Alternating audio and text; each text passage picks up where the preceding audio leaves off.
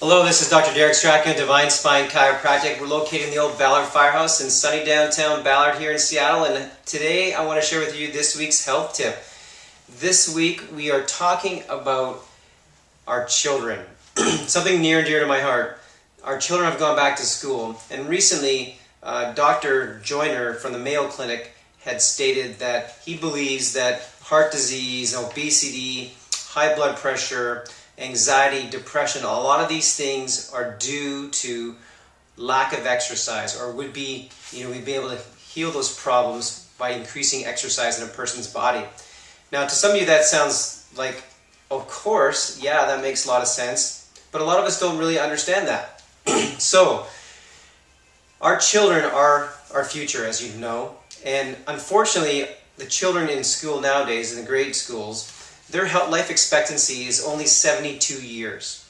Whereas, if you're a parent, your life expectancy is 76 years. So the first time in our history, we've gone backwards in our life expectancy. And it has everything to do with how we eat, move, and think. So now that your kids are back in school, one of the things you can do, there's actually a few things that you can do that I want to share with you today to really improve the health of your family. One is change your nutrition, meaning stop, having processed foods, or minimize them to maybe one day a week on a weekend, have a night where you have a movie night or something where you allow your child something that's, is not necessarily healthy for them. But stopping the sugary foods, the fatty foods, the processed foods, and the really salty foods are definitely a step in the right direction. And increasing fruits and vegetables, and increasing proteins, and increasing nuts and seeds, increasing anything that's wholesome and natural, that doesn't come in a box and doesn't come in a can. If you do more of that kind of eating, you're going to increase the health of your family. My family just recently went as far as, or I should say my wife went as far as buying a food processor this week, and we're actually making our own bars now. We don't even buy the bars at the grocery store because there's ingredients in there you don't really know that you're getting. And they support certain things in our food industry that we're just not willing to do. So you can take massive action, or you can take a little bit of action, but understand if you take a lot of action, you're going to reap the benefits of that long term. So having stricter nutritional requirements at home, and then requesting it at school, because our kids do spend a lot of time at school, so you can request certain foods not be shared with your children, or maybe taken out of the school, like sodas and chips and anything that's processed. That get those machines out of there. If you get enough parents together, you guys can stop that kind of behavior in schools. So that'd be a strategy. Another strategy would be increasing the children's activity levels. So having more activity in their day. So for example, after school, instead of sitting in front of a computer or a TV playing a game, get your children outside. Let them play like we used to growing up. Encourage them to go out and throw the ball around, hit the ball, or kick, or whatever it may be, as opposed to watching one of those sports on TV.